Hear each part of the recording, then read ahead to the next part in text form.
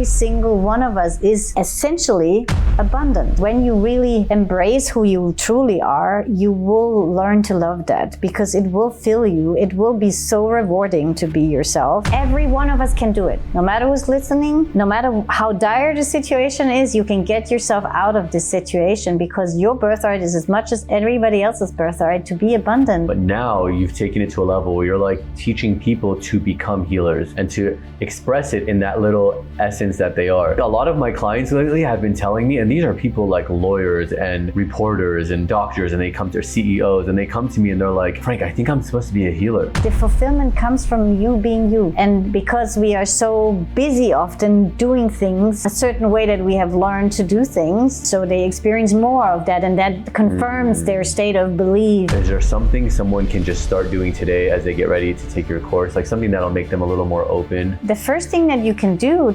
today is just to understand you are the creator of your reality. Like, stop believing that you are nothing, because you create this nothing with this belief. Creation happens through projection and reflection. If you give everything away from you to someone else, what do you see in the mirror? Things going away from you. What you don't give to yourself, no one can ever give to you. It's all about life anyways. Life is there to live.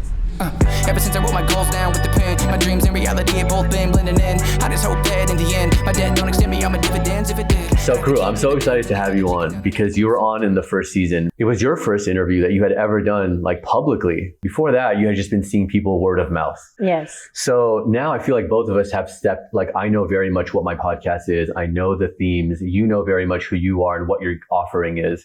So I'm so honored to have you again, to have this conversation the real way. Yeah, I'm glad to be here again with you, and in this really nice surrounding also. So I guess the best place to start, which is not going to be where I was going to start, is like you were just telling me a little bit about who you are, what you do, and you were telling me off camera, and I was like, wait, let's just start the interview now, because it was so good the way you were describing it. Tell me, like... Wow, that's something to say out loud now. I mean, no pressure. I know what you said, but yeah. I mean, you asked me, what do I do? And I said that I can basically do anything because I haven't really trained a technique. I have trained to be me, and being me means, in my version that I am in this creation, it means that I know every single thing that exists, and I know how to put it in context to whatever relates to whatever needs to be done. So it's maybe I'm a know-it-all and can-it-all. No, but you know what? Oh my God. It actually gave me like a kind of an awakening. I was having like this vision when you talked, because I had Gaia on, who's a healer, incredible healer. She's one of the only like 2 or 3 people I've ever worked with, because I don't, want everybody's energy on me. And she said to me something really profound. She said, when you turn 38, you'll start doing miracles for people. And I have a 38 tattoo behind my ear. There's no way she would have known. It's covered by hair. It's like behind my ear. And I've just always been connected to that number. She said, when you turn 38, you won't be doing the energy work you do now. And she knew nothing about me at this time. At this time, she didn't know who I was at Energy Heal, nothing. She said, you won't be doing that. You'll be doing miracles.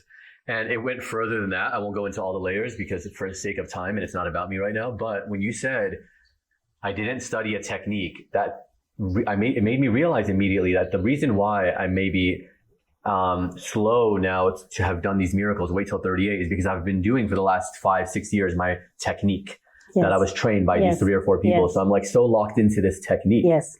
And being locked in a technique that limits us, it almost is like too tight for our whole being to unfold into the expansion that we all naturally have.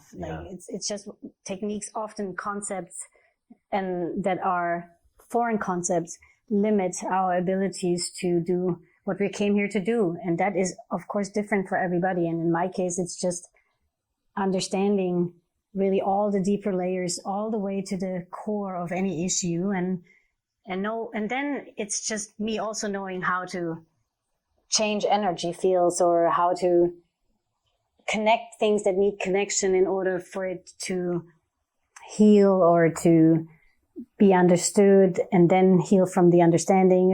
It's very, like, I do so many different things, and no session is ever the same. And you just know what's needed. So if I came, for example, and I was like, hey, she says by 30 I'll be doing these miracles, crew. Like, help me. What do I do next? Would you know? Obviously, I know this answer, but it's like for the viewers, right? Is it like, okay, I'm meant to train him with a certain, like, bringing out his own essence, and then the miracles will happen? Or is it like, I'm meant to help him heal this area of his life so that the miracles can come through? You'll know what's needed, right? Yes. So every client that comes to me, clients are usually for a year with me. They expect a concept, like a protocol, something like this. Yeah. And very soon they learn that there's no concept, no protocol, because you are a different person every single minute. And so if I see you this week and I look at your system, you need certain things, and next week you might need completely different things. So if you're stuck in a concept and a protocol, then you're missing all of these little chances to provide change or healing or whatever you want to call it. So that takes a little courage to do it that way, because there's nothing that holds you. There's nothing other than your own guidance that you need to fully trust. And sometimes you don't see changes for quite some time because they're so small little steps. And you have to have faith in that too. So, yeah. But I'm doing this now for 50 years, tomorrow for 50 years. Like, since I'm born, I have 50. 50. So your whole life. Yes. I have my whole life. I have, even as a little girl already, I knew how to do these things. Like, I remember the first consultations I gave to friends of my parents. I was maybe 3 or 4 years old. They were asking, always, people come and ask me questions. And I just answered them. Like, I didn't know what I was doing then consciously. It was intuitively. And so it's been, sometimes an answer is enough to change. I remember a friend of mine, when I met her, I met her on a conference and she asked me something, and then I answered the question, not thinking about it at all, just answering the question. And I met her a year later again, and she said, changed my whole life, what you said to me. Wow. And really, like, now that I know her, what that one sentence did for her in her life was just like, and that was not my intention. I was just me being me. And this, I think, is really the path to any miracle making, or how do you say that in English? Like, creating miracles is you being you. Because that's the best thing that you can be. Is really also the only thing that you can truly be so amazing. So let's talk about that, because like somebody watching might be, because your website is Crew Essence. Yeah, Crew-Essence. Yeah, I mean, so the actual URL is crew-essence.com. Yes. But it's like you call your business Crew Essence. It's because it's getting like to the essence of who you are. What is that? Like, what is the essence of a person? I know yours and mine and somebody else's might be different, but what is that? So what that is really Right now, all around me, there are the frequencies of abundance and inner peace.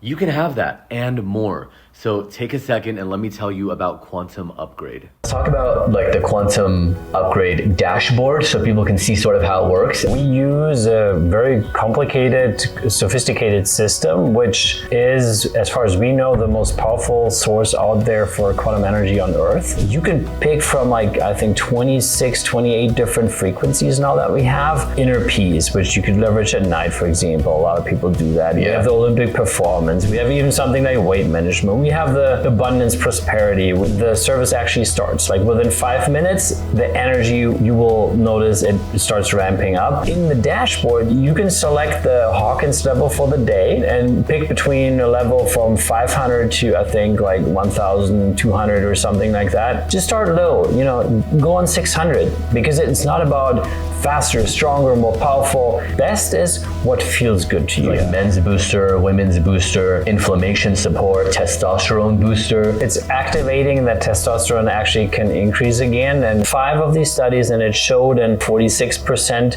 to 100% acceleration in wound healing. But we do have a free trial that we want to offer all your listeners. So code Frankly, you get 15-day free trial. So I don't really like that word purpose in the context that we use it. But it is, if you think of creation, every single thing has a meaning, has a purpose, is there for a reason. Nothing exists just coincidentally or accidentally, or it's all there for a reason. And so the essence is basically the explanation of your being, of you in your completeness. It's not just what you remember right now. This is just one life. We are so much bigger than just this one life. And it's also not the sum of all your lives. It is the essence of your being. It's the quality that you are, that you have been created for to be. It's like that one.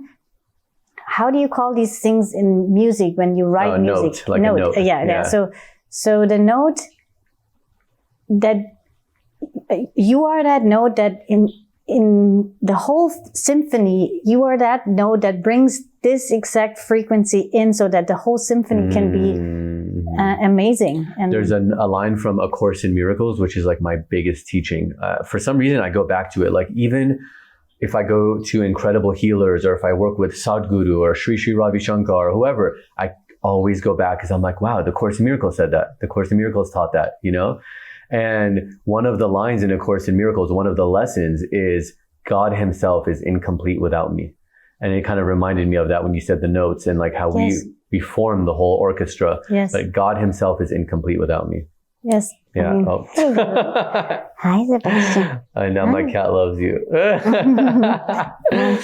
So for people who are watching this, my cat is now in Crew's lap. There you go. In and out.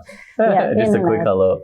But yeah, I love that line. And I think, you know, the really special thing about you is that you've been seeing for years now people, like you said, for a year long, and they work with you for a year.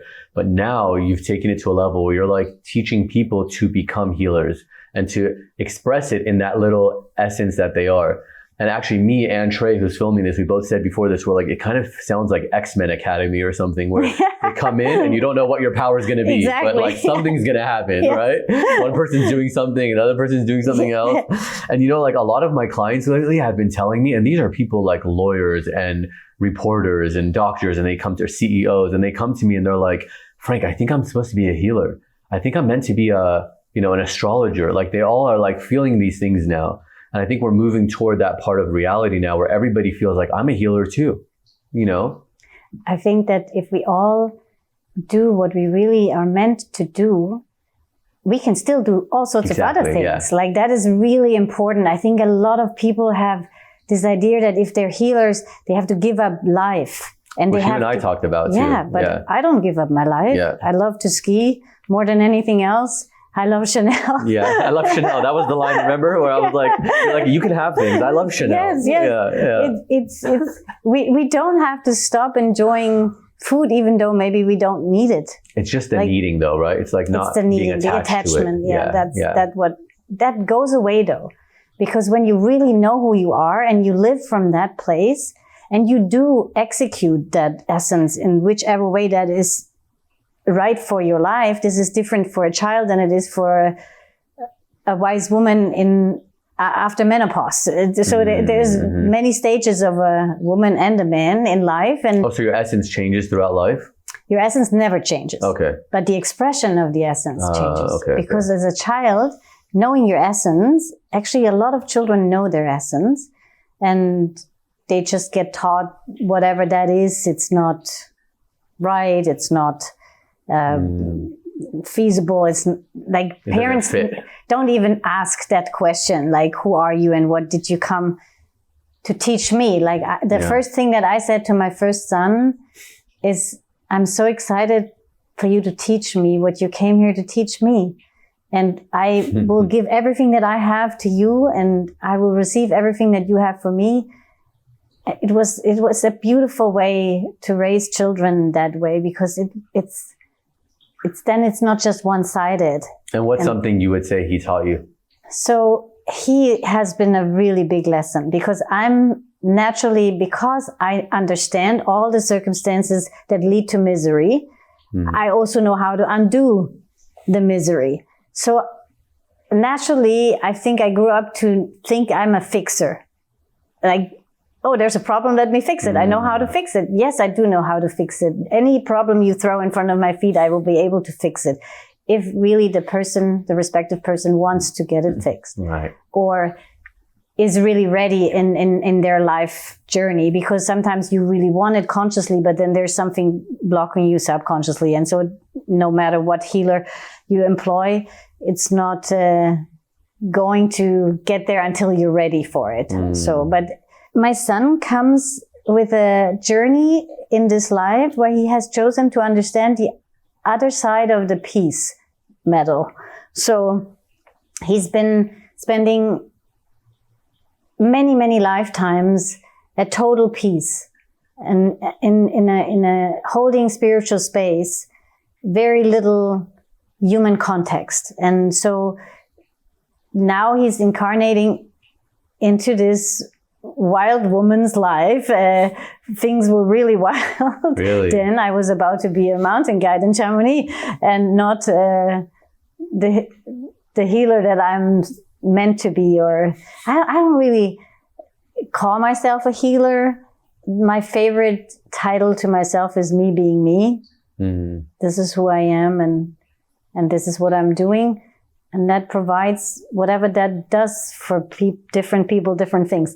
And so he has chosen to be impatient and miserable. And while he's also the most exciting, life-excited and free person, he's also so contained in so many ways. Because how do you experience anger and all of these things if you're always in consciousness with God consciousness? Then there's no need to be angry or anything. So he just wanted to explore the other side, also to understand deeper the workings in humanity that are definitely, we're not out of that yet, right? We still work with anger a lot and with separation. And so when you see your child choosing circumstances that make him not happy, then the fixer mama is jumping in and like, hey, let me tell you about your skills and let me show you how you can make life really great for you. And I'm here to help in case it's not enough, because he's still a child. He told me, no, I have chosen to walk that path of unhappiness right now. And he told you that in words or like? Yes, in words, not maybe when he was very little, but definitely in the way how he responded to things. And I wanted to tell him so many times about where he's coming from and how it looks when he grew up. So his consciousness will also know these things.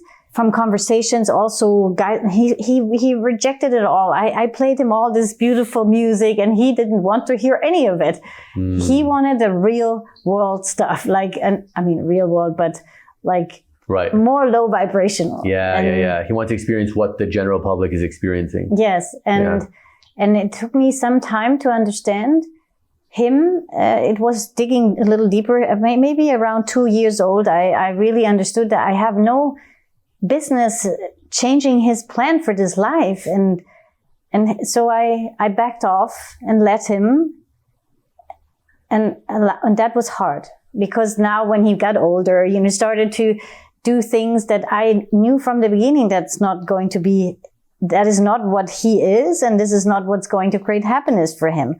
But he still went, and I let him, which was the hardest lesson to learn, to let somebody fall in the way they want to fall and get hurt in the way they want to get hurt. And until one day, and also we now are in a different time since 12 years that we get to re-choose sometimes, when before we were kind of stuck in what we have chosen for this lifetime. Like cause and effect. Yes. But now we are in a time where we can also say, oh, I might have chosen to experience this life this way, but I changed my mind. So now I'm going to do it another way. Like we are not attached in a karmic wheel anymore, the way how we used to be before 12 years ago. And so that brought change for him too. And when I saw he was ready. Oh, so 2012, the year 2012. Yes. That was like the Mayan calendar, end of the world. It was the end of the world. Yeah, as we knew it. As we knew it. Yes. And, wow. And I actually just learned that yesterday. It's so funny because I was telling people. What, the 12 years ago thing? No, I knew that. Oh. I knew it. I felt it when it happened. Wow. I have this I don't have this disconnect from all time that I exist. Like some people, like most people come into their lives and they don't remember who they were before. They don't have the memory of that. And they also don't remember who they will become because everything is simultaneous, right? So, yeah. So even when you said before, I'm like, it's a past life, but it's not really in the past. No, it's not the it's past. Happening now. It's all at once. Yeah. That's why we can do past life work, because it is right now. And but I have this 360 memory of my existence. So, wow. I felt when that shift happened, because that has never been there before, but I also kind of know it from the future because that's now too. It's a little crazy. But that, I understood this from many traditions. There were lots of things happening all over the world, 2012. But just yesterday, somebody told me that 2012 was also the end of the Mayan calendar. I was not aware of that. No. Yeah. And they all said, "Oh, this was going to be the end of the world." And I was in high school at the time, and I remember everyone's like, "The end of the world, the end of the world." But it is the end of the world for this creation cycle. We stopped the path of separation, and now we're on the path of unification. So it's basically walking this way, and then we turned 180, and now we're walking the other way. And so nothing that we did on towards this way is really like, not nothing, but most of what we used to get here is useless on this path to here. Now we need to develop totally new things, and we're already seeing how a lot of stuff is being developed now, and AI, all of those kind of things, like creation always brings forth what it needs to fulfill itself. And so now, of course, all of these things like working with your essence are coming up. How can I raise my child in a way that it knows what it really is? And then it can still choose to be all sorts of other things if you want to. Like I knew from the beginning who I was and what I'm here to do, but I didn't want to do it. Right. I remember we talked about that. Yeah. You were like skiing and doing this and now adventures. And I also didn't want to feel and know everything all the time. And I just didn't have anybody that was able to train me how to keep my senses in a place with me and not always with the world. And so that came with Lou actually also. When he was born, that first child, that I started trainings to learn how to switch it on and off and live my life with me and not with everybody's stuff and stories. As a child in school, I was the worst in school. I have a really good intelligence, but I was sitting in school and I saw all of these things all around everybody. And it was just so exciting. How can you focus on something like math or whatever the teacher was saying? Like, because there were so many things to observe, and the aura is so full of the stories of everybody.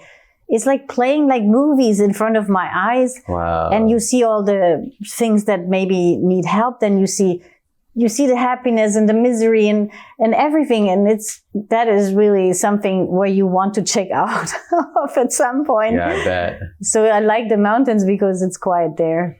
Yeah. Maybe that's why I've always gravitated toward the mountains too. We talked about this. We both want to live in like Spain, Portugal, that part of the world, but in the mountains. Yeah. I need to hear about these classes you're doing. So what kinds of, I guess, abilities are you seeing manifest in your students who do the training with you?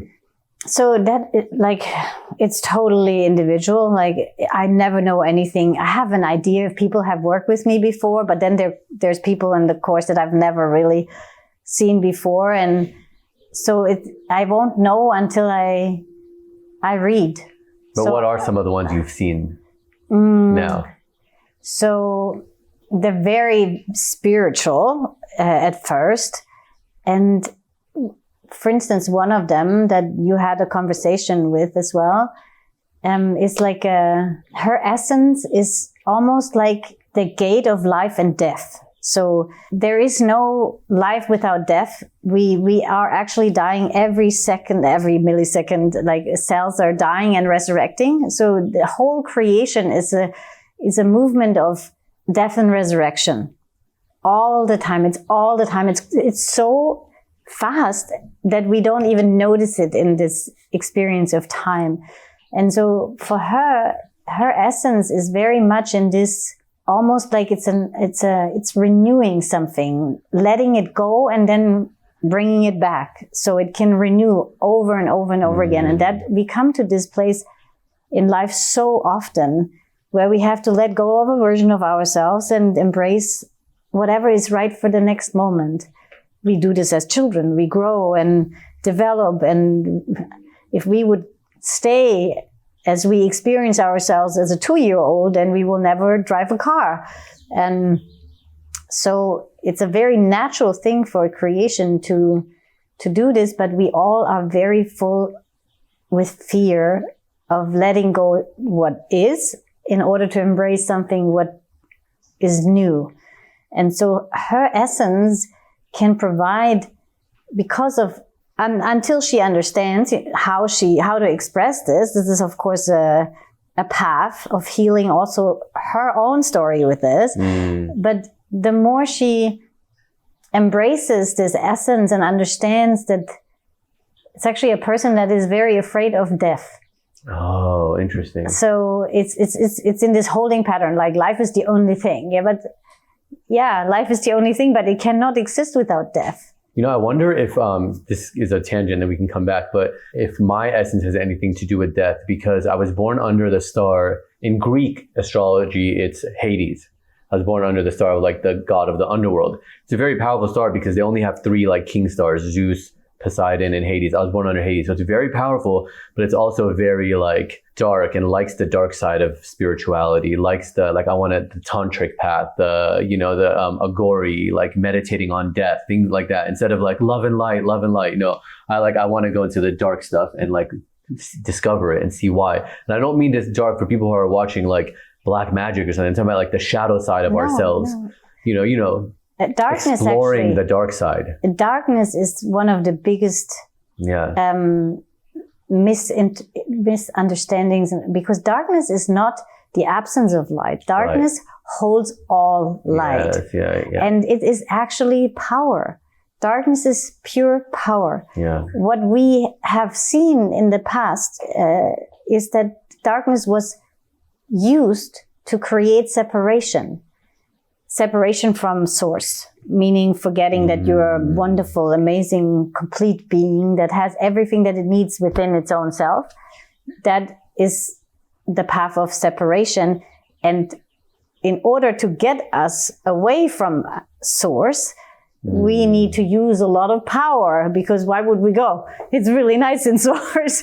Why would we go and experience all of that incompleteness and misery and sadness and anger and hurt and pain and all of that stuff? Like, if we sit comfortable in bliss, there's no need to go anywhere. So we need something that forces us, like a really great power that moves us away from source so we can experience ourselves in incompleteness. So really darkness is just power, pure power, and it was used to separate.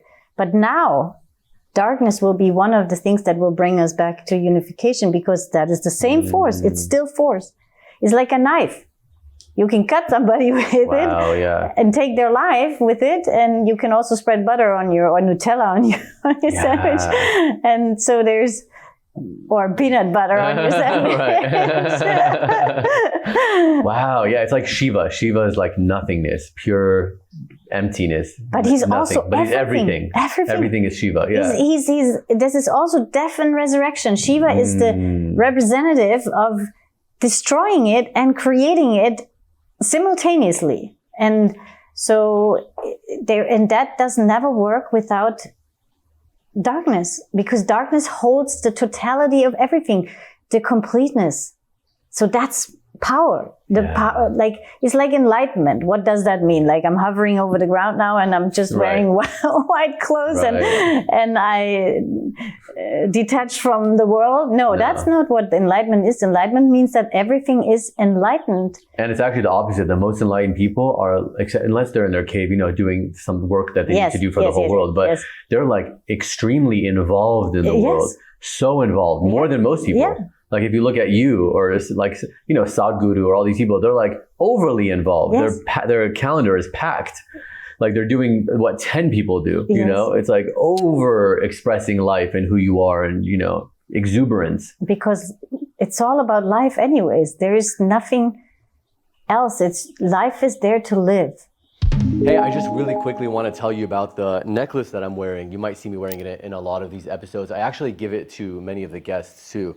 They're from LEELA Quantum Technology, and as you can see, there are little capsules inside that are supercharged with what they call quantum energy. And it's just like walking around with one of the full-sized infinity blocks with you wherever you go. So you can get those on the website too and be quantumly upgraded wherever you go.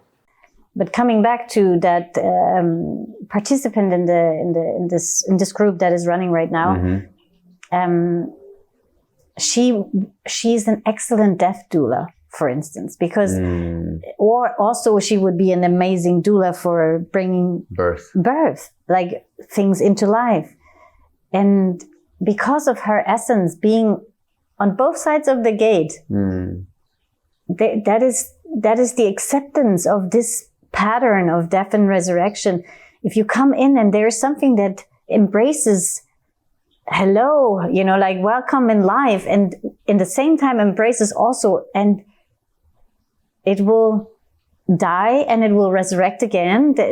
You are so much more courageous going into your life, knowing death will not scare you then. So by the end of her course with you, right, like the end of her taking this course that you're doing, you know, simultaneous people, will she, do you think, have overcome her fear of death and be ready to step into a role as like a birth and death doula? It's already happening. Okay. Like, I don't know if she will be dead. If that'll be her job. Because the concept will be now coming next, in 3 weeks, we have the second block of the training, which will be the time where I'm reading the concept.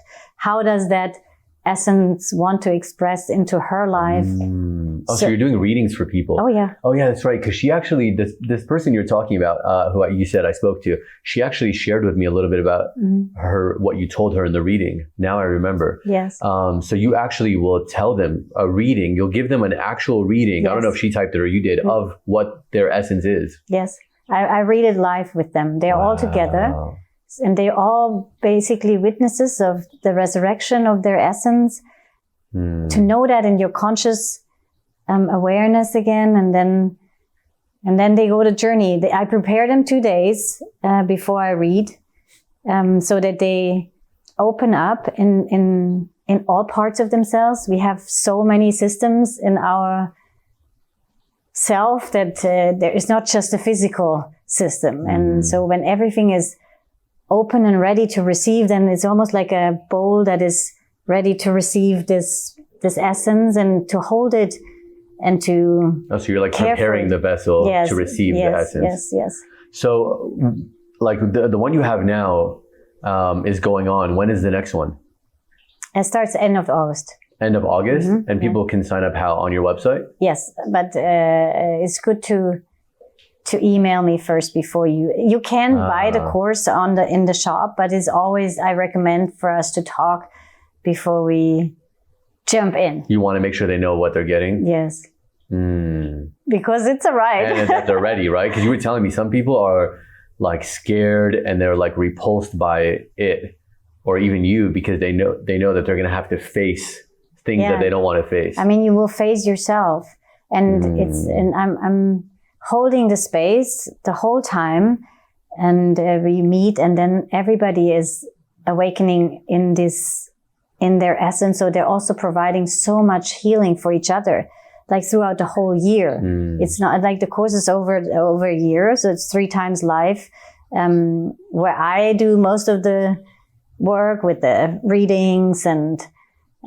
When you say 3 times live in person? Yes, live in person. Yeah, not live like on Zoom. 3 weeks, and then we are in Zoom in the beginning twice a month, and then they have it as a group, and it goes easier. But this group here that is running right now, they were working with each other and guiding each other through really tough times. Also, not because of the training, because of their lives, and it's amazing to see. I've seen this so many times, how when you empower somebody to be really what they are, then they will be such a medicine in the world. And when they are that for each other and they see how they can, how the response is to that, them being themselves, like that is so empowering. And I love to see that always in groups, how they are helping each other along the way. And this group is a very interesting group because there's also a very young person in there that just starting her life outside of school, like 17, just turned 17. And actually my son is in that train. The son that did not want to have happiness. He's in your class? He's in my class this time. Wow. Yeah. And he's decided now he's a rapper. And so he was very deep in that whole scene. And so now he's awakening into this wanting to be what he truly is. And he's kind of done with experiencing the opposite of what he really is. Really? So, and I let him. I never really forced him, which was one of the biggest things that I've ever accomplished, to just let him suffer until he was ready to not suffer anymore. Yeah, it's hard when you know the answer. Yeah. And now that it was beautiful also to read his essence to him. And then. Did you cry? Did he cry? Yeah. But it was also, I understood him so much deeper, even though I knew him so well already. He's 21 now. And you hadn't read his essence before? Because you don't do it without permission or what? No, I don't ever do it without permission. Okay. No. Like he was from the beginning, he said, wow. No, mama.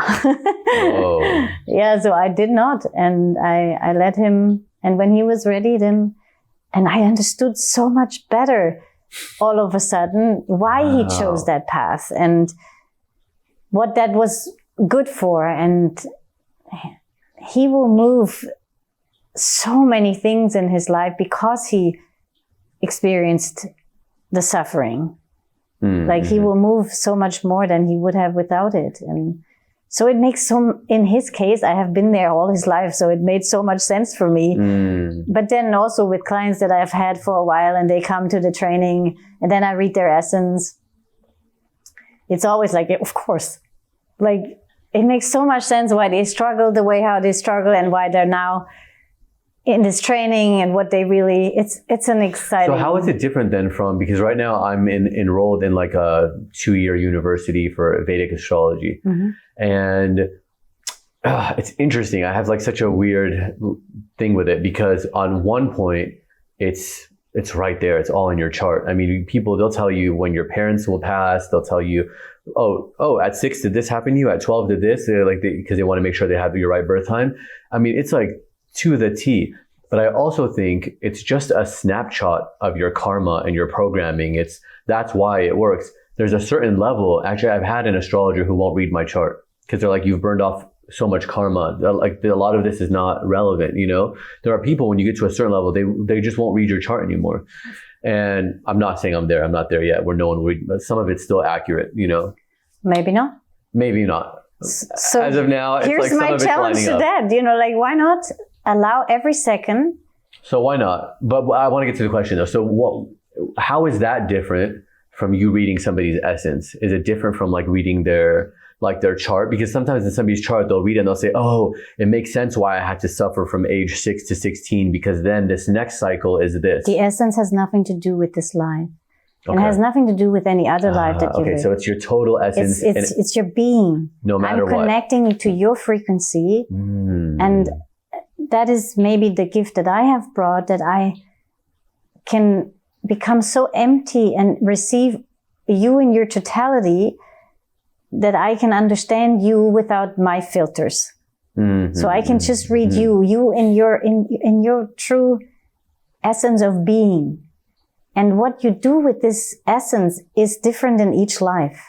So charts are bound to this life. Right, exactly. But there is a theme. Even if you were to give me your chart after your essence, after I would read your essence, if you come to the training and I read your essence, and then later you give me your chart, I will be able to show you connections, how this is already influenced.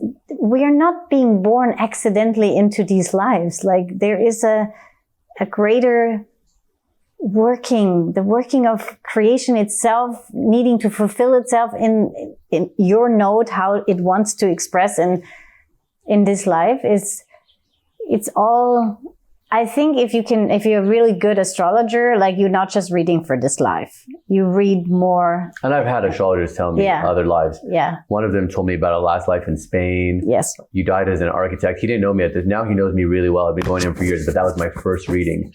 And it's funny because I'm like now wanting to move to Spain, all these things, and it makes sense. But he told me, he's like, oh, in your last life, you died in Spain. You were extremely wealthy. You were an architect. You built a lot of the famous things in Spain now, but you were a philanthropist and you died being unfulfilled, feeling like you didn't do enough. You died alone in your house in Italy on the water. And he said, and you feel like you didn't do enough. And that's why you came back in this life to do more. This is actually, it's very cool that you tell me this story, because I have the most accomplished people sitting like as clients, and they have really everything that you could possibly have: fame, recognition, accomplishment, like money, whatever. And they still feel there's something missing. In this sense, though, he felt like I died feeling unfulfilled, that I didn't do enough for people. Not like I didn't accomplish enough.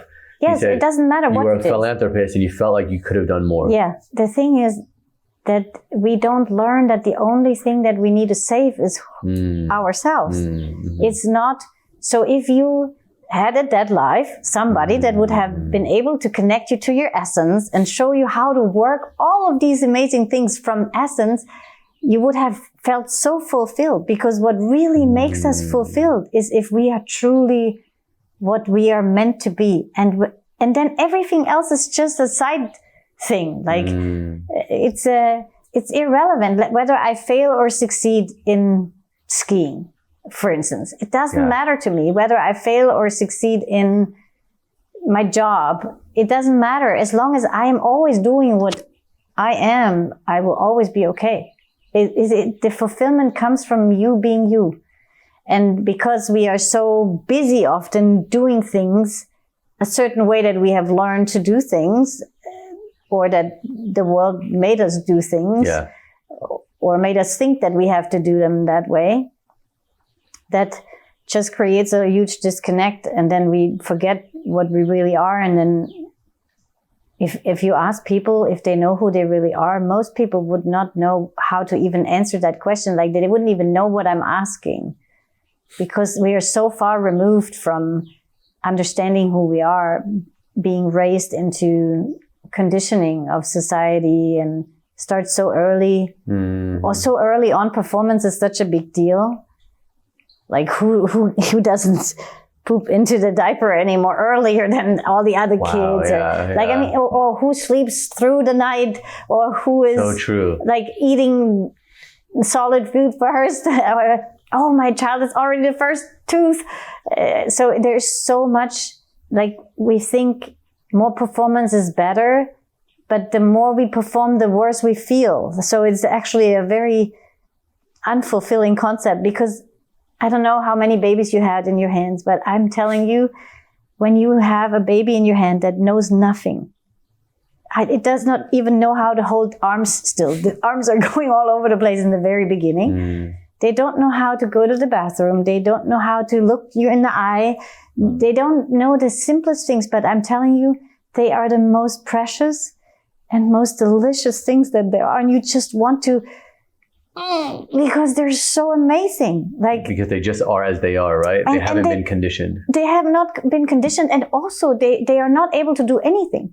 And then we allow them to grow up, and all of a sudden they have to do so many things to earn our love and our appreciation, our recognition, and then we become adults, and we still have to do so many things in order to be recognized and loved and accepted and part of something. But it feels less and less fulfilling. It feels like no matter how hard we try, it's just never really, it doesn't feel right. Like I saw that a lot in Hollywood too. Like people would be like, these massive stars that everybody in the world wants, like they think they want to be like them or they want to be them.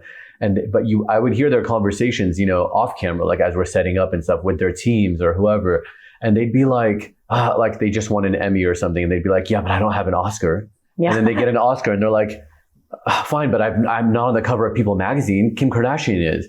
Yes. Like, I'm not on the cover of People magazine. Yes. And then they get the cover of People magazine and they're like, but like, how about Vogue? I've never been in Vogue. Yeah. You know, like it's never, because it's like, it's not, none of it's going to do it, even if you get all of it. And even if you get all of it, if it has nothing to do with you, truly you, none of these things will ever fill any cup. That cup will never have a bottom. It will always fall through and you will never fill.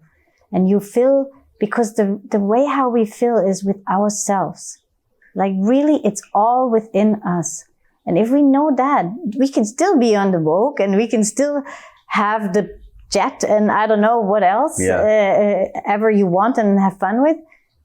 But it will come from a completely different place. It doesn't come from a place of compensation. It comes from a place of enjoyment. Yeah. And enjoying these amazing things that are in the world. And actually, Philip, your husband, was on the show right before you, and he mentioned to me the same thing. He's like, you know, the frequency of LEELA, like of these, but the actual blocks for people who are watching. I said, what is the frequency that you have, you know, that's abundance? Like, what is abundance? We went through all the different frequencies, some of them that you can have projected onto you, basically, from Quantum Upgrade, this incredible service, right? And one of them is abundance. And he said, abundance is, I said, what's the difference between abundance and prosperity? Because those are two different frequencies you can choose. He said, abundance is like, you can have all the things like the Vogue, like, you know, we can say jet and Vogue, but those sort of things. But it becomes, it's like you're already so full and abundant and you have everything you need. It's not from a place of like fear or needing it or fulfilling compensation. Yes. It's just, you are that. And so those things come to you. Yes. It's a projection of fullness, is a reflection of fullness. I don't know if fullness is actually a word in English. Yeah. Oh, okay. Yeah, totally. I've never thought of abundance in that way of fullness. Yeah. That's totally what it is. Yeah, that's what it is. It's fullness. It is actually the essence of creation. Wow. Yeah. And the essence of creation is nothing other than fullness. It's there. Every single thing is there and it projects that and it reflects that.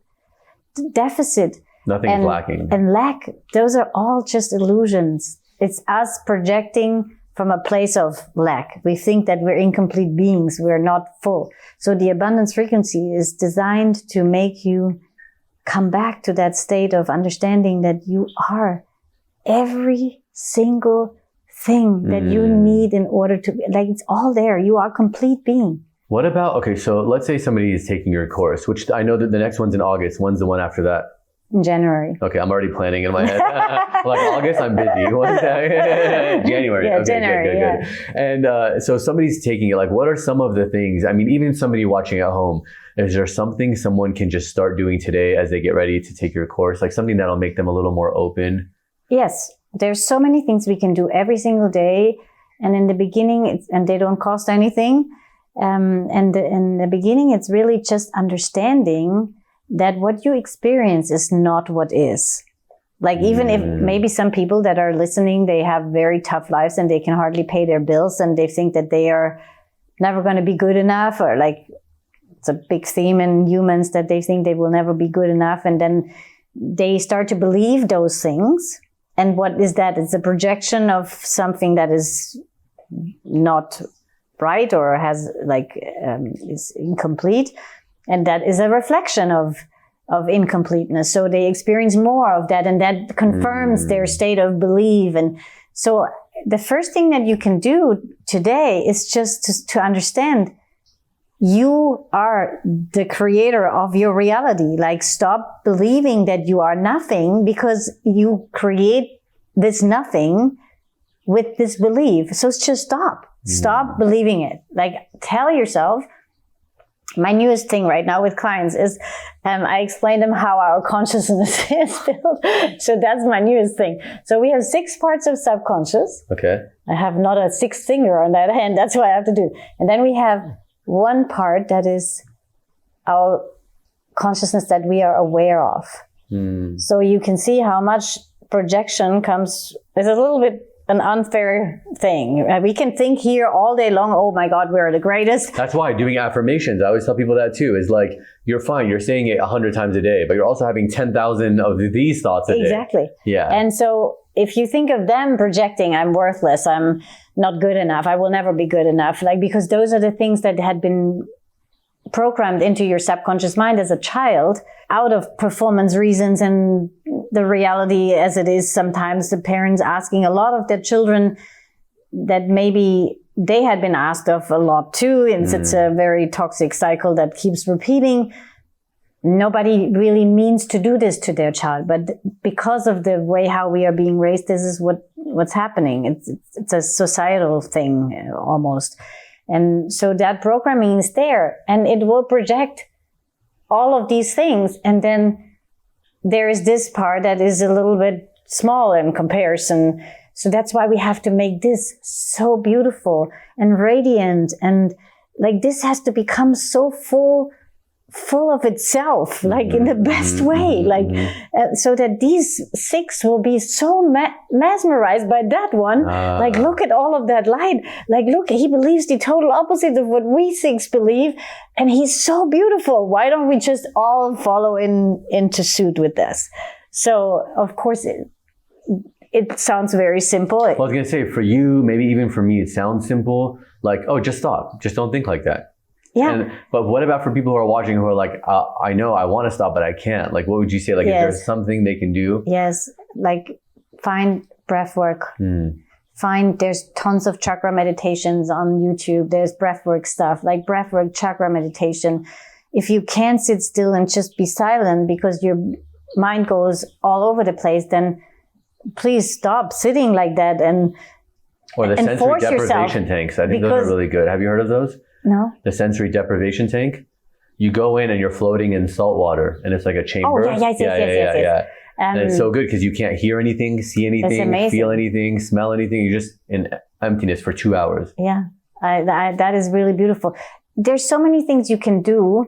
If people try meditation, it doesn't work right away because they think they have to not think. Yeah, so everybody tells me, I can't meditate because I think too much. Yeah, but it's not about not thinking. No, exactly. It's about witnessing your thoughts. And not even, you don't even have to like just sit on the side of the river of your thoughts and let them go by. Just don't involve. Yeah. Like some people then start like Vipassana, like it's all about observing your thoughts and what you're feeling and all of that stuff.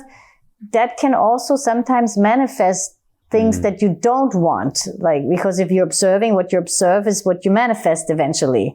So sometimes it's just okay to just let it happen. Let it happen. Don't involve. It's like 2 people fighting. Don't involve. Yeah. Or like a dog walking down the street. You're just watching the dog. Okay. Yeah. Let it pass. Yeah. Let it pass. Like there's a great book. It's called Siddhartha. Okay. Siddhartha? Yeah. Incredible book. It's an incredible book. It's a very old book also. Super book by Hermann Hesse. Yeah, Hermann. Yeah. Yes. Yeah. And so this book explains this really well, how to do this, sitting by the river and just let it happen. So don't expect yourself not to think. It's like expecting your lungs not to breathe. Like your mind thinks. That is what it does. Meditation is not the absence of thinking. It is just the absence of involving in your thinking. But if that is hard, then do breath work and concentrate on counting and all of those kind of things while you're doing the breath work, or do chakra meditations. They're guided. Learn about your systems, but also understand the deeper meanings of what you're saying. A lot of people pray. Praying is an expression of something is not there. It's a projection of it's not there. And what do you get reflected? It's not there. Well, it depends what you consider prayer, right? Because some people, yeah, you're right. People only pray when they want something. Yes. So it's like, dear God, please give me blank. Usually my prayers, if I call it a prayer, it's just me giving thank you for this. Oh, thank you for that. Yeah. Oh, this was amazing. So that's a different thing, because now you're projecting fullness. Yeah, okay. You're projecting it's there. Gratefulness is an amazing practice. If you have nothing to be grateful for, just say out loud all day long or internally, I'm grateful. You don't have to know what it is, and maybe there's nothing in your life that you really can think of that you're grateful for, but just say, I am grateful, because already that will project what you want to get reflected. It's a very big thing in the world that we believe what we do to others is what is being done to us. So we are very kind and helpful to others, or we give them everything that we have. But the truth is that doesn't work, that principle, because if you go in front of the mirror, the universe is a mirror, always. Creation happens through projection and reflection. So if you give everything away from you to someone else, what do you see in the mirror? Things going away from you. You don't see things coming to you because you're doing this movement the whole time. And so now the universe has no opinion. It doesn't sit there and say, oh, this person is so good. It gives everything that it has to someone else. And so why don't I give it what it doesn't give to itself? It doesn't work that way. Well, what about, okay, so are you saying it is the same way as this? Like, you know how sometimes they say, if you want something, give it away? Yes. So that I'll give you an example. No. I'm thinking in my head as you were talking, I was like, Frank, remember, my mind was going over here. And as you're talking, it's like going over here. And it was like, remember after the session, ask crew if she can look at your essence. And then I was like, no, Frank, if you want something, give it away. So I was like, no, ask her if she wants a session from you. No. No, that's actually not how it works. So it works by you giving yourself what you really deserve to give yourself first. So I'm asking all of the people that are listening, become selfish in the best way. Yeah. It's like in the plane, you hear, put the mask on before you put it on your child. Yeah. It's the same thing here. And that is actually the key to abundance, is to know exactly what to project. And if you give to yourself recognition, don't wait for somebody else to come around to recognize you. Give it to yourself. Allow yourself to find a path in which you are supported to understand how to give yourself recognition. But you can also just say, hey, hello, this is me with me, and I'm giving my love to myself first. My love starts with acceptance. Like so many times people are so overwhelmed with this love concept, self-love thing. What is that? How does that look like? How can I love myself when I have all that cellulite and is that what it's called? Like, sounded suddenly so cosmic, that word. Or I have failed through this class a million times. Like, how can I love myself? I'm not pretty like all the other people, or whatever. There's a million reasons why people don't think that they can't share their own love with themselves. So let's demystify that. It's very easy. Like, start to accept yourself as you are. That is the first step to self-love. From that acceptance, in the minute that your judgment disappears, love will be there, because love is omnipresent. It is what we all are. In essence, every single thing, if we reduce it down to the common denominator, is that the way how you say it? Like, yeah. We're all love. It's so true. And it's so cliche to hear it, but when you actually get it, like when you get it, not as a concept, but you like feel it, it's so true. Yeah, and it's always there. It's just not there when we are in judgment, because that is every time we bring in judgment, then we are not able to connect to that omnipresence of love. Love is not a fuzzy, warm, cozy thing, or it's acceptance of everything as it is, as perfect.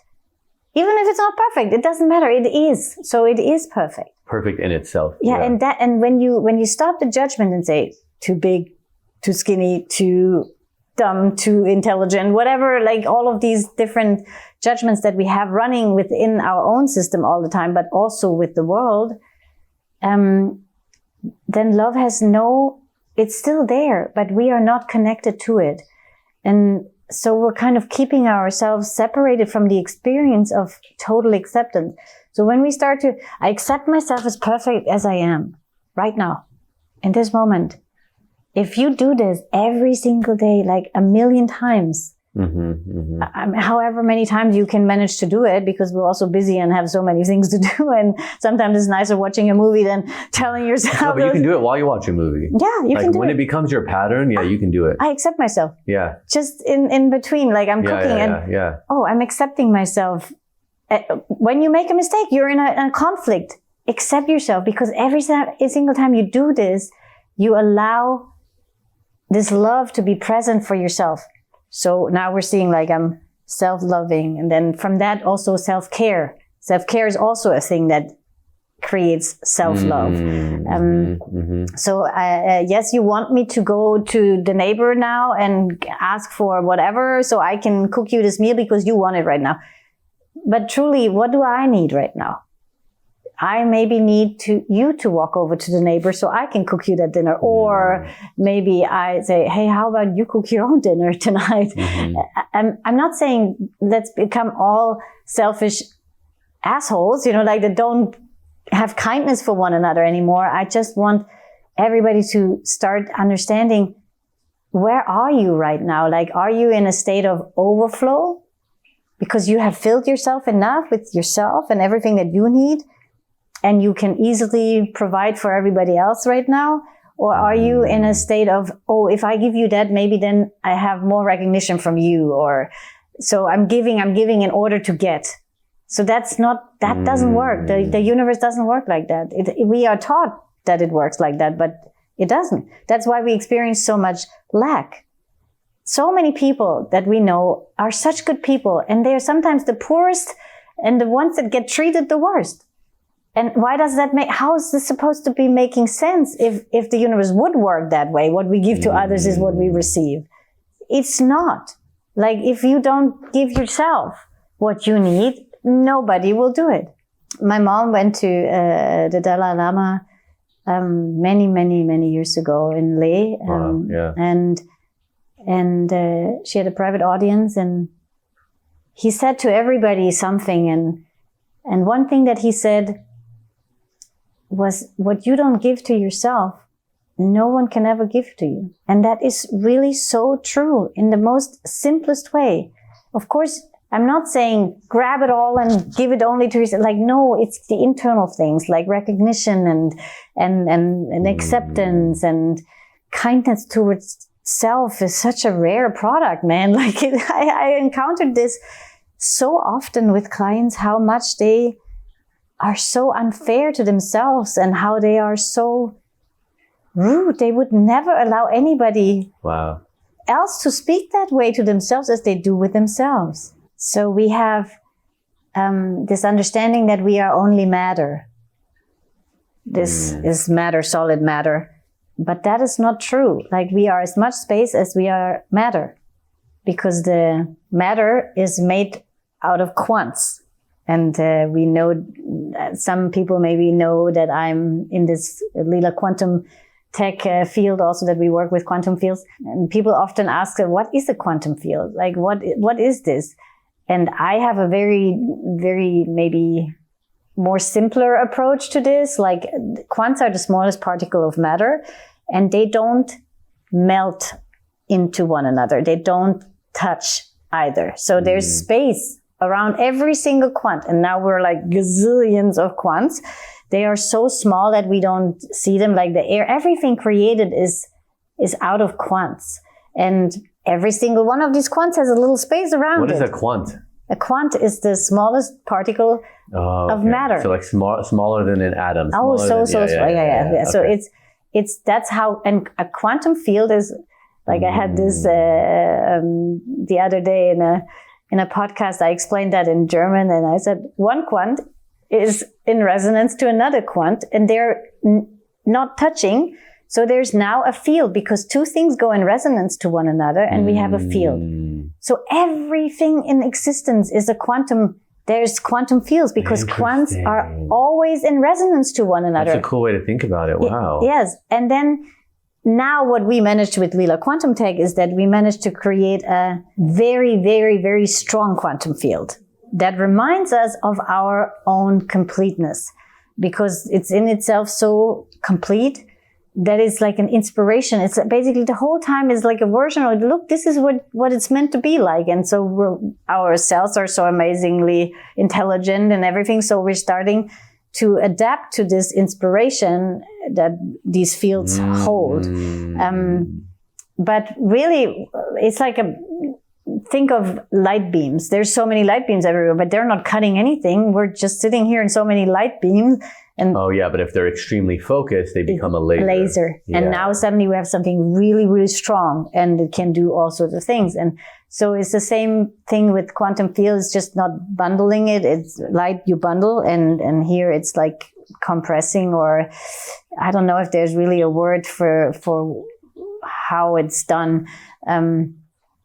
But what comes from it is something extremely strong and complete in itself. It's almost like, if you say it very spiritually, it's like consciousness in the most complete form. So wow, you know what it reminds me of? Like a linga. And do you know about the lingas in Hinduism? yes, It's like almost like, for example, next month I'm going to Tennessee, where Sadhguru is bringing in the energy of Bhairavi, a goddess. And he's like, and this stone, like the linga, it's not even a stone. It's like, they've been working on it for years, getting it ready. But they're like, it'll hold her energy for 3,500 years, minimum.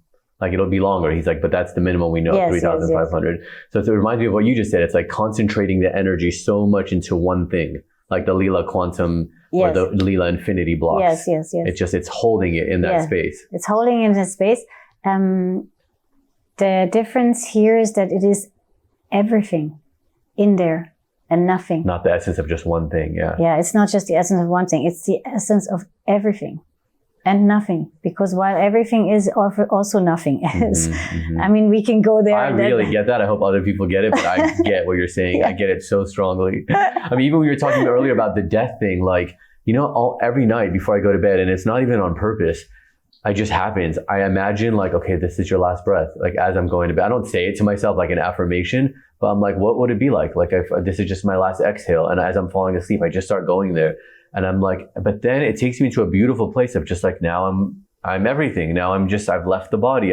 But I start to feel it, like really feel it. It's like a death meditation, but I just go into it almost every night. And it's really beautiful to do that, because we're dying so many times every single second. And we're renewing every single second so many times. It's death and resurrection. It's the game of creation. Nothing could exist if that wouldn't be the case. Like imagine a tree holding on to its leaves. Over the winter, it will freeze and it won't bring any fruit forth in the next summer because it has suffered so much that now no energy left. And if it does that several times, like it needs to drop the leaf in order to continue to thrive. It needs to draw into that winter, like where it's really like taking all the juice away from all the branches, and so it can contain its own energy, go deep into the roots, because now that soil that has been nourished from my leaves and my fruit and everything that fell onto my ground, not onto the neighbor's tree ground, is now nourishing me and can bring forth all these nutrients and in the root. It's all the way in the bottom, and it almost looks like the tree has died, but the tree has not died. Of course, it's just doing the job that it needs to do in that phase, and then comes spring, and the energy moves back into all of the crown, and now it's like brings out all of these blossoms, and then there's all the bees and all the sex and all the joy of all of that, and then there is the summer with all the fruit and ripening, and then letting go of that fruit. And don't take that fruit now and put it to the cherry tree as an apple tree, because cherry tree needs cherries under its tree and apple needs apple under its tree in order to nourish your own soil perfectly. That's also one of the keys to abundance, is to keep a healthy system, like to let go when it's time to let go, to retreat when it's time to retreat and collect, because now you're nourishing, to build roots as broad as you're building crown, which is actually the biggest thing for humanity. We're so extremely in the upper chakras, like we're much in the crown, and we want to know more and control it all. But what we really need is a very solid lower chakra activity, because that's how we make roots. And if we have such a crown and such roots, and then life happens. It's so weird that you say that, because I would think like the opposite. I thought crown would be like enlightenment, awakening, but no, you're right, because I, clear for people all the time. And sometimes they'll say, can you look at my chakras? And I'll tell them which chakras are misaligned. But I go further. I tell them why it's misaligned. I tell them you have abandonment from when you were 10, you have whatever. And I tell it's always the throat, the root, and the sacral chakra that are misaligned. I hardly ever, it's so rare that I get the crown or the brow. Yeah. It's because the foundation is really what we're all like. That's why we feel all so much anxiety. Humanity is full with anxiety. Because they're not grounded and because we don't have that safety that is built here. And life happens. It's a stormy thing, life. And so if we have all this crown and the storm comes into that crown and there is no roots and no trunk that really solidly roots us into the ground, then it shakes us, it throws us places, and then we activate more of that and think, if we just control it a little bit more, and then we become all... Like there's so much medication in the world around anxiety. It's because, or substance in no matter which way. Right, yeah. It is really all because we feel so unsafe. Also, how can we... Or it's the opposite. Like they're afraid of seeing their true self, like you said, to sit with yourself and really know your essence. And so it's like, I'm going to dull this. I'm going to numb this. I don't want to look at that. Yeah. But really, I think that also that comes... essentially from safety, fear. right? Yeah, exactly. Yeah. Because you're afraid if maybe I don't like it. Because I had that before. Yeah. Like when people, even when Guy or anybody's like, you're going to do miracles and this, and I'm like, God, I don't want to. I don't want to be a healer. I don't want to help. I just want to live. And I remember at the time being like, I don't want to do all that. And I was afraid of what that might mean. Well, you are the creator of your existence at all times. Even though we believe that to be not true, but it is actually true.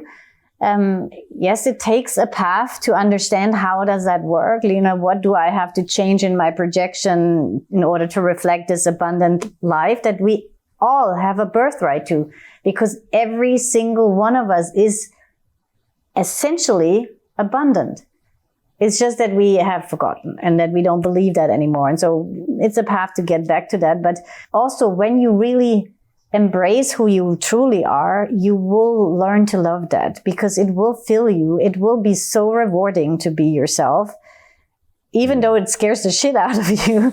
And then you still live your life the way how you want it. It's your choice at all times. There is no one standing there saying it has to be this or that way. You will know. All the rules are your rules. It's all you. And when you are filled with yourself, you naturally know, I play hard.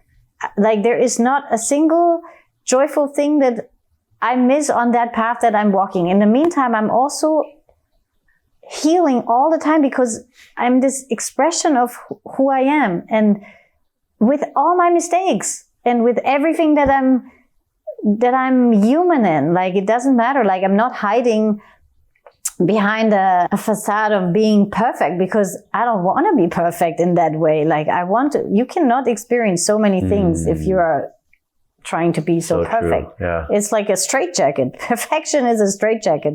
It doesn't work.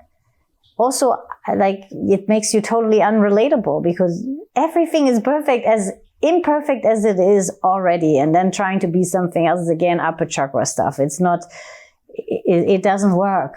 It doesn't work. So true. Oh my God. I'm thinking of any politician or actor when they fall from grace for something they did that we've all probably done. Yeah. Literally, come on, let's be honest. And then they'll just then they do the big 60 minutes interview or in their chair and and instead of just being well, I'm not perfect. Yeah, I did do that. Life is hard, or life is an experience. If you project this onto me, that's your problem. Yeah. Instead they're I'm sorry, I shouldn't have done that. They're apologizing for falling from the image that other people created for them. Yes, and it's also, some of them are also self-created, of course. I think that is one of the biggest miseries of humanity is that we have all these projections onto ourselves and that we fail those constantly. And then we are disappointed of ourselves and then we put the bar a little higher. And so that's not foundation work. One of the biggest things that I hear with clients and people that I work with is when they struggle with something, then I tell them, hey, let me tell you how I struggle with the same thing. And, or sometimes I even share I have made grave mistakes in my life just because I am what I am and I've always known all of these things all the time doesn't mean that I'm prevented from making mistakes. Like sometimes emotions can be very So true. big manipulators, and yeah, The only difference is you're not staying in that. Like you're resolving it as soon as it happens. You start. But sometimes even that takes. Yeah. I've made so many mistakes, and I share them openly, and then they're like, "Oh, if someone like you Yeah. can be so cool with their mistakes, then or you even made also mistakes, that then of course I don't have to be so hard on myself." And nobody needs to be hard on themselves that we're making mistakes. We're learning so much from mistakes, and it's a part of being human, and it's a really cool thing to fuck it up sometimes because then you get to burn the whole house down and you get to build something new. And So true. yeah, it's we take it all way too serious. And we're trying to perfect in a way that will never ever succeed, because we are everything. We are the light, and we are the absence of light too. We are every single thing all the time. It's where we identify is what changes things, right? Like, Yeah. There was a documentary I was watching recently. It was about like California in the 90s. I grew up in California in the 90s, and it was like this whole documentary about these people, but then they followed them. They were in high school. Then they come back and meet them like 20 years later, 30 years later, whatever we are now. And like 20 years later, and where they are in their life. And it's like, look, they showed them clips of what you said you were going to do and this and that. And it's so cute watching them. But one of them had become like an adult film star. And she did all these things and like really crazy scenes and all these things. But then when she made millions of dollars, was taking care of her whole family. But then at the end, she lost it all, was broke, like, getting out of that whole industry, but had no money left. And she went back to live in her hometown, like this small hometown in the US, living in a small 1-bedroom apartment. She was like on a mattress on the floor, and she's like talking about it like to the documentary. But I remember thinking like, I love where she's at right now. I've been there, not in the same path, but it'd been there again where I've like had so much and then lost it all. And I love that place because like you're back in your hometown, you're on this mattress on the floor. I mean, I was never like that, extreme, but still to where I like thought I lost everything. And for me is like, it's so exciting because you can rebuild everything now. Yes. You're like, now I can be whatever I want and whoever I want. Yes. There's nothing I have to. And it's like, I remember seeing her and being like, she's sad in this moment, but I'm happy for like, she's in a really cool place. Yeah. Because now she can do anything and be anything. It's death and resurrection all the time. And if we allow that, then we are in a constant transformational state. And that is a beautiful place to be, because we really can be anything as long as it's within our essence, that it really fulfills us. Like it would be now, like for me, and knowing who I am, it would be foolish to want to be what someone else is. Like I see all these beautiful essences, of course, all the time, and you're like, oh yeah. I embrace it all as being me, of course, as well, because what else is there other than just me, or from your perspective, just you. So we're all oneness in the end. So everything that you experience in someone else is also somewhere a part of you. But I have chosen to be this exact note of this big symphony, and to just make that as clean and wonderful as it can be will fulfill me so much that I don't even want anything else. And then you will do all the things. I could become a doctor and still do me being me. It will be in a setting of a doctor's setting, or it's true though. I mean, like even I have like clients who are CEOs, but they're like, but I'm also a healer, Yeah. So it's cool. It's like they're doing their thing as a CEO. They're probably like really doing some amazing consciousness work for their massive company. It's always good to trickle out the love all the way at the top of the pyramid. True, so right. it can run down. Yeah. So it doesn't matter what we do in the outside. It really is. It matters from which place we're doing what we're doing, and to know your essence and to know how that wants to express in the moment of life in which you are is a very, very empowering thing. And then you turn it into whatever. Or like when I'm skiing, I am fully me. I'm telling you, sometimes when I'm skiing, I feel like I have the greatest expansion, and I'm changing every single thing around me. I know what you mean. I know that feeling. It has nothing to do whether I have a wise word to share, or if I put my hand on your belly and I make all these traumas. Just through your expression of that, something's happening. It's just me enjoying what I love, brings out everything of me into expansion, and then everything is in resonance with one another all the time. Wow. Like people in the lift have sat with me quiet the whole time, and that at the end of the lift they say, I feel so much better since I sit next to you, and I didn't even think about that person. Like, I didn't change a word with them, like exchange a word with them. I just sat there, me being me, happy in what I'm doing. Or when I'm cooking a meal, I love cooking, and like sometimes this might be even somebody something that they don't like, and they will still love that food because there's so much more in that food than just the ingredients of the actual food. Is when I'm being me. And sometimes, I also have moments where I am not so good, me being me, where emotions trigger stuff. It's not so often anymore. It goes, the waves become very shallow with living in your essence. You have always so much, like things are in the right place that you don't create these crazy waves anymore. But sometimes that can also be boring. So then let's create some waves again. So true. It's true. Sometimes you want the wave. Yes. It's like it makes life kind of exciting. Yeah.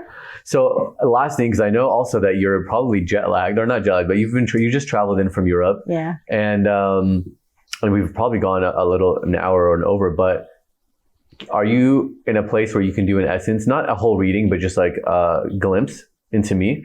Yes, I could do that, but I would really hate to take this away from you, to be really prepared for that, in the right way. Like people. So the preparation is really important. It's so important, because it's almost like if I prepare every single one of your systems to receive this information, because that information is then there, and you will have to do something with it.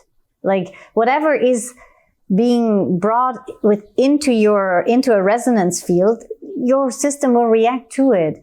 And so that's if I shit into your room now, like it's there. It's there, and we will have to do something with it, Wow, So that may be a little bit an extreme picture, but it's really true.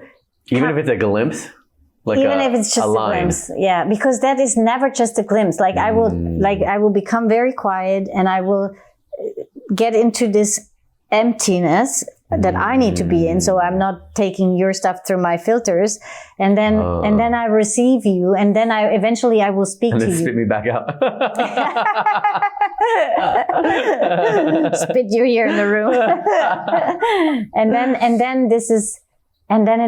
and it wants expression. It wants handling it. It wants. How does somebody know if they're already expressing or not their essence? I think that we all cannot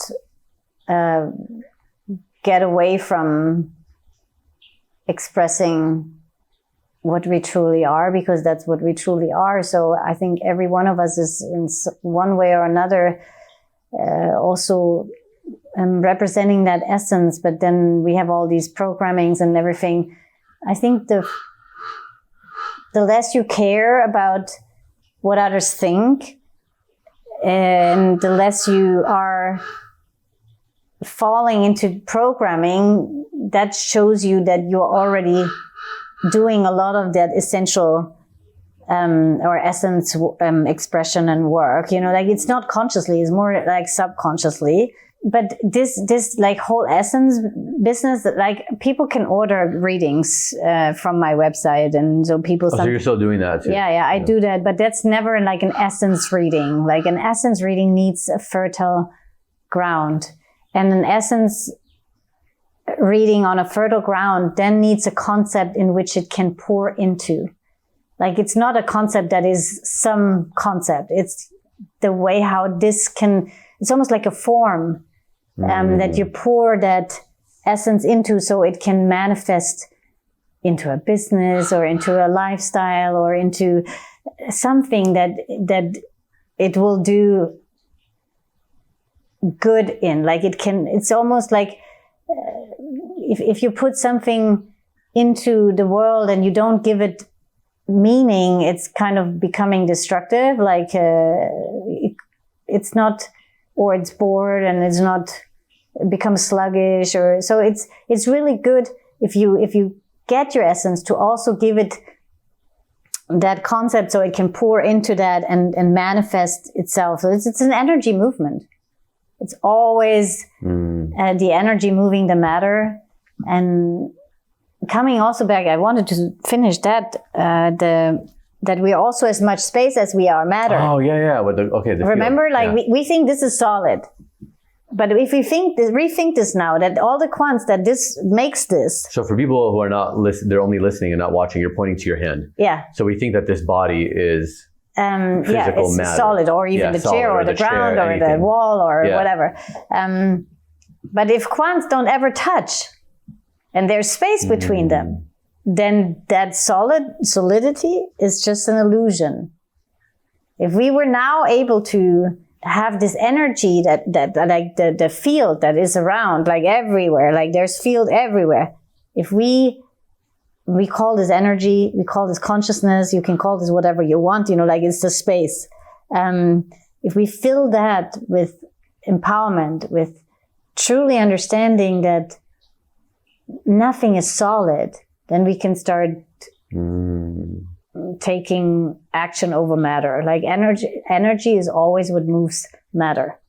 So it's never matter moves the energy. It's always the energy moving the matter. So if we're shitting in our space with negative thoughts, we're creating this consciousness, we fill that with all sorts of negative things, like what we often do. Then would you like to be in your house when there's shit and trash and all of this negative stuff all over the place? You wouldn't enjoy being there. You wouldn't like to be there. So the matter follows that trashy place, and then becomes also defect, like disease, and all of these things come from matter following the energy. If the energy space is trashed, then the matter will follow that. But if you fill that space with maybe emptiness or flowers or scent or beautiful things, then the matter will totally orient itself, the little quants that are the matter, on that, and there will be no disease, there will be just health. So our health is so much in our head.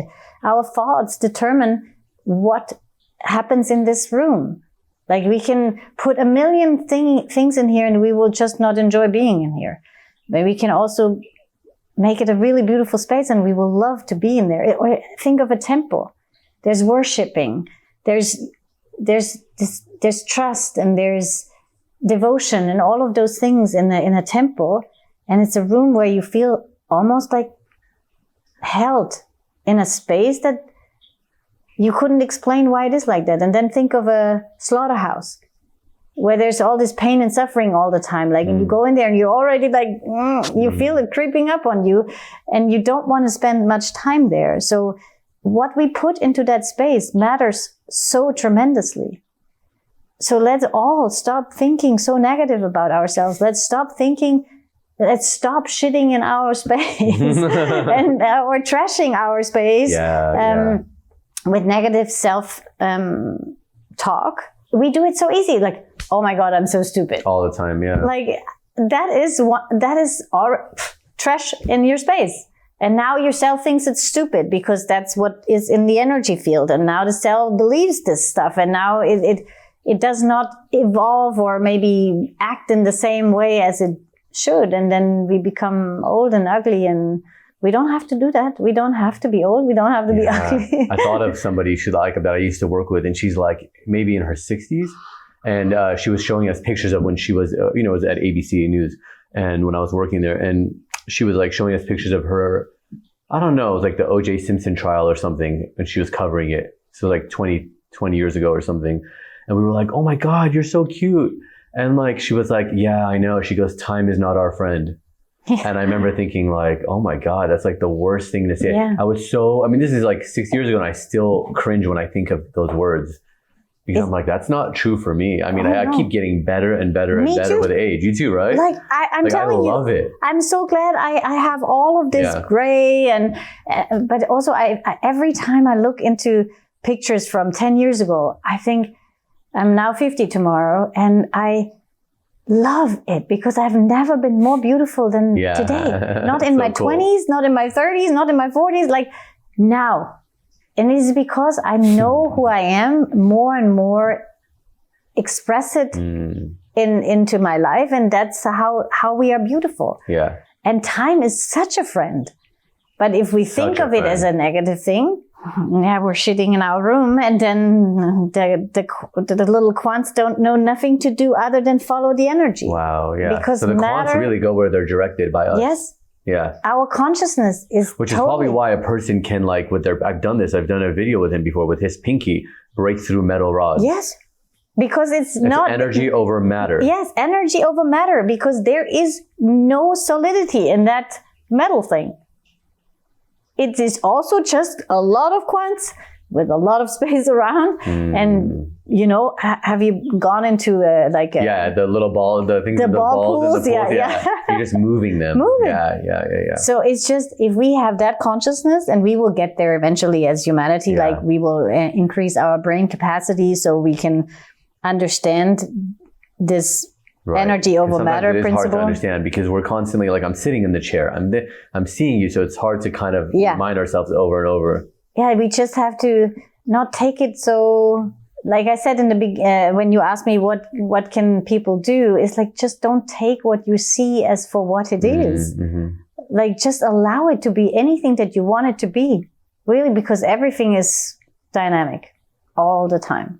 And this is not about manipulating others or manipulating things. It's about empowering yourself to be truly yourself and make that work. And when you are there, then you will never take anything from anybody, because you're already filled with yourself so much. Why should you take something from someone else? Or why should you want to manipulate somebody else?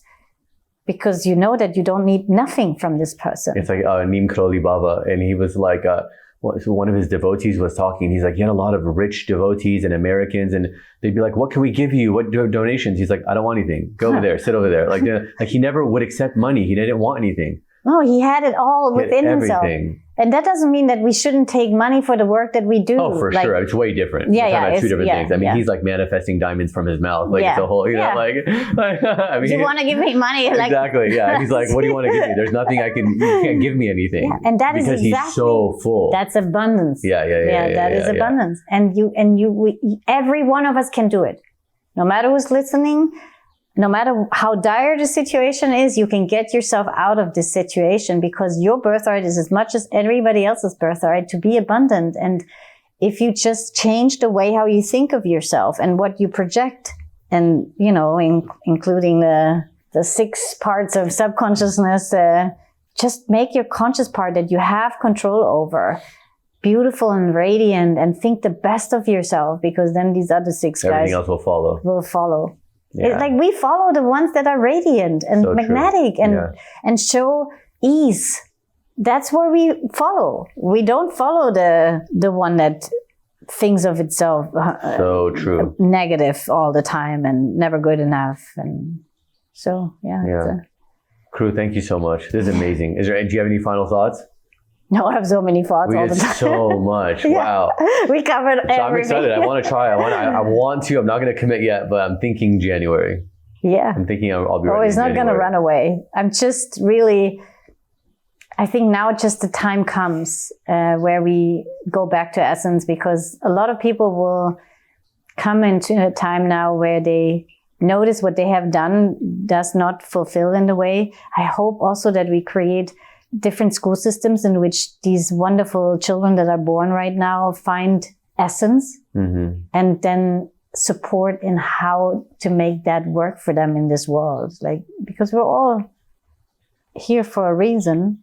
So it starts earlier before all the programming and stuff. But yeah, the whole essence, work and unfolding that is just now beginning, because we're on this path of unification now and not on a path of separation. This whole essence business is worthless when you want separation. Because if you're in essence, there is no separation. You're totally aligned with your source, and everything, energy is always there. And yeah, it's so unique because I've never really seen anybody actually, and I get pitches all the time of like healers and different things, but never anybody to say like, I will tell you what the essence of you is, the essence of you beyond this world or this life. And then I'll tell you how to activate it. Yeah, I've never seen that really. No, I don't think it is there, but I think it's going to come, and hopefully it will become a wildfire.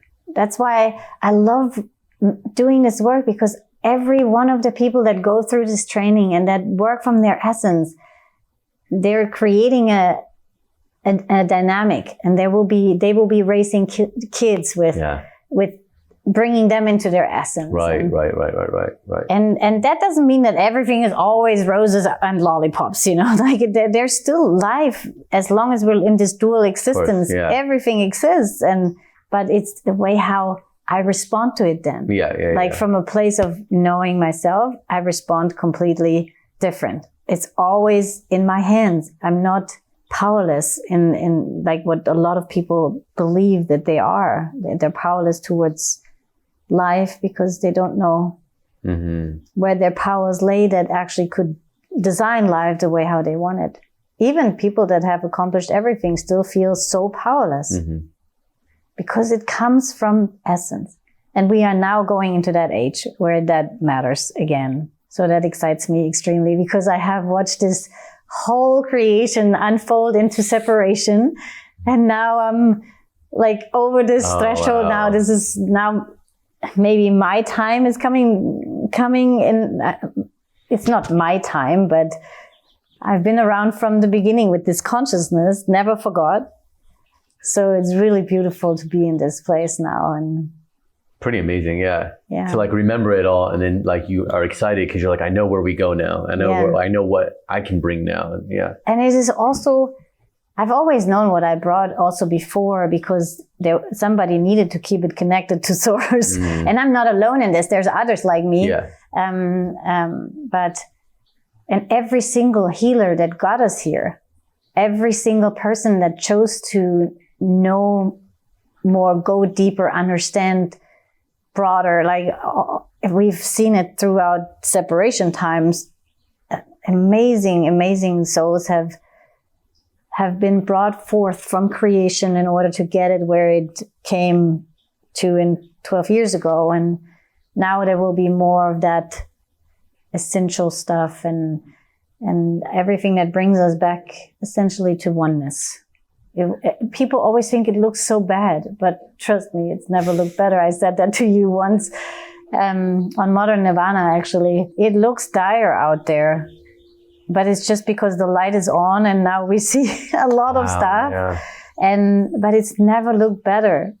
We are on a beautiful path. It is a little bit bumpy now on like if the car went really fast this way and now it didn't 180. It's not without before it kind of goes into more smoother waters. So, but it's never looked better.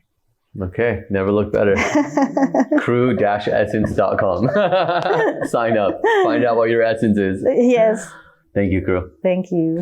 Ever since I wrote my goals down with the pen, my dreams and reality have both been blending in. I just hope that in the end, my debt don't extend me on my dividends. If it did, I'd have to keep pivoting. Turn the other cheek and down another dose of adrenaline. I don't need to pretend to live a life that I never did, cause I'm right where I need to be.